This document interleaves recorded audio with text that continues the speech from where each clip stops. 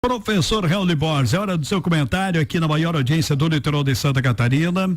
Lula deve procurar presidentes de partidos na volta ao Brasil para avançar com a reforma ministerial. Você já falou aí que ele tem 3 alvos, né, professor?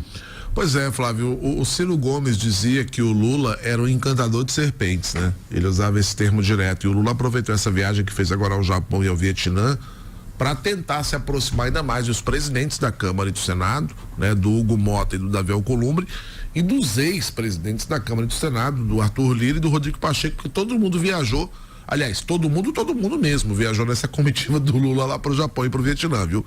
Era muita gente, Flávio Silva, muita gente. Mas o fato é o seguinte, o Lula tem tentado se aproximar das cúpulas, tanto do Congresso quanto dos partidos, para tentar, obviamente, amarrar algumas questões envolvendo, no primeiro momento, uma reforma ministerial e, claro, envolvendo lá no futuro um apoio à sua candidatura à reeleição nessas eleições de 2026. E os alvos, Flávio Silva, já estão elencados, viu? Primeiro, o PSD de Gilberto Kassab.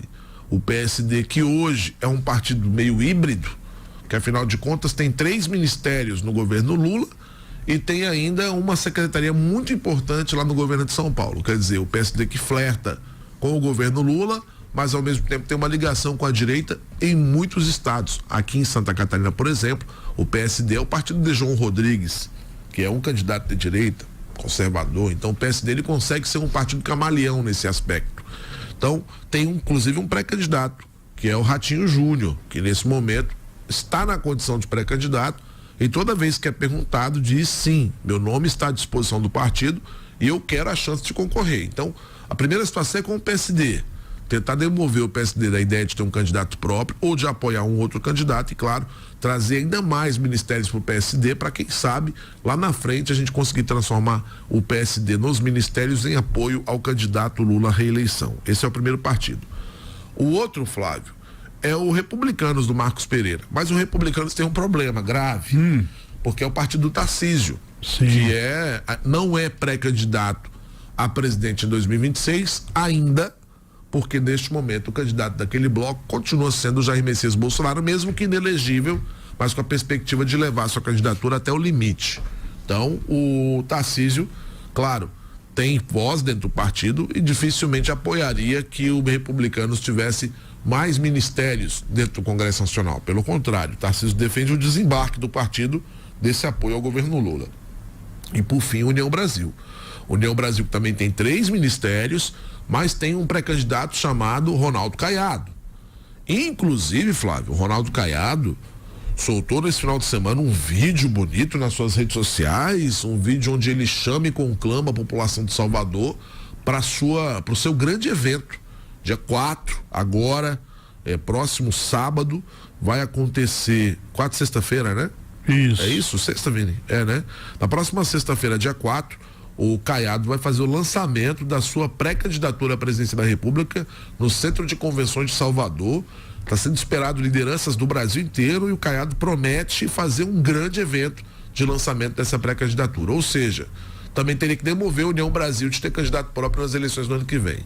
E o Lula já sinalizou quais são os ministérios que podem mudar, Flávio. Tem alguns ministérios ali, que os ministros não vão bem e que até por conta disso o Lula já está pensando em mudanças, né?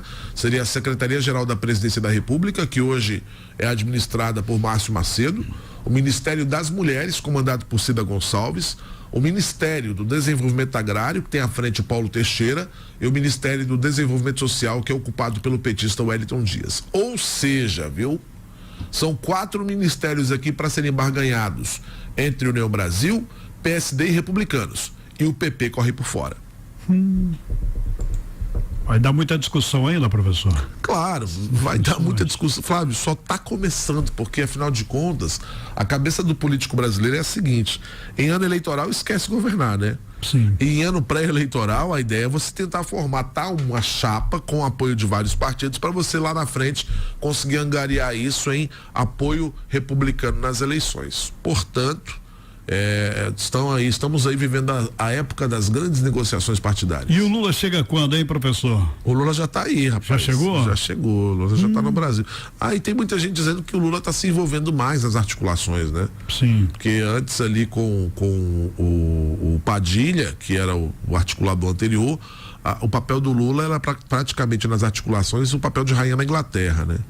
Ou de rei da Inglaterra, para ser mais atual. E com a Gleice, não. Com a Gleice Hoffmann, o Lula tem ido para os bastidores, tem feito o que já fez lá no passado, que era uma articulação muito próxima ao Congresso Nacional.